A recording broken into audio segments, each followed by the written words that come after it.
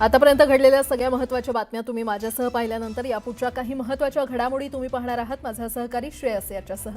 धन्यवाद प्राजक्ता। या वेगवान घडामोडीसाठी पुढे देखील बातमीपत्रात आपल्याला काही सविस्तर घडामोडी पाहायच्या आहेत, मात्र त्याआधी नजर टाकूयात हेडलाईन्सवर।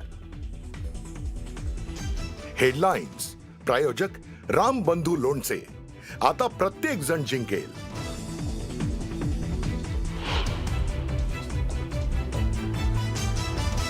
मुंबईच्या तिजोरीवर दरोडा टाकणारे रहमान डकेट कोण? त्यांना गाडून आगामी निवडणुकीत महायुतीच खरी धुरंधर ठरेल। एकनाथ शिंदेंची सभागृहात टोलेबाजी।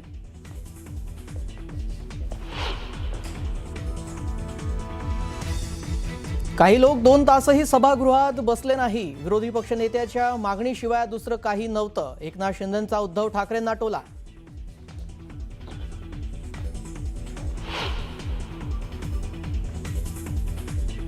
नागपूर ते गोवा दरम्यानच्या शक्तीपीठ हायवेचा सोलापूर पासूनचा मार्ग बदलणार। नॅशनल हायवेला समांतर जात असल्यानं मार्ग बदलल्याची सीएम फडणवीसांची विधिमंडळात माहिती।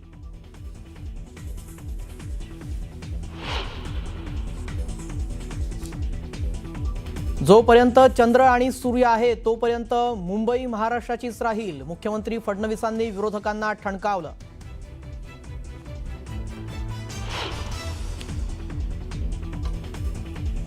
कोल्हापूर सांगलीतलं पुराचं पाणी मराठवाड्याकडे वळवणार। मराठवाड्यातील पाण्याचा प्रश्न मिटणार। मुख्यमंत्र्यांची सभागृहात घोषणा।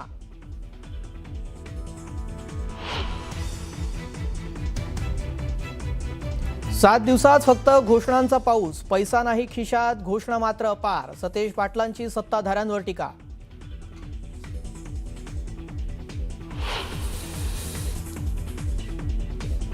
दिल्लीतील रामलीला मैदानात काँग्रेसचं वोट चोर गद्दी छोड आंदोलन। मोदी शहांना सत्तेतून बाहेर काढणार। राहुल गांधींचा हल्लाबोल।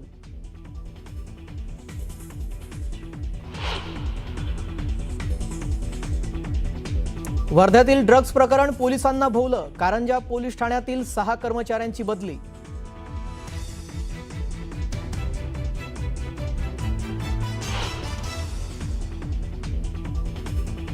ऑस्ट्रेलियाच्या सिडनीत हनुक्का उत्सवादरम्यान 2 बंदूकधाऱ्यांकडून अंधाधुंद गोळीबार। 10 जणांचा मृत्यू तर अनेक लोक जखमी।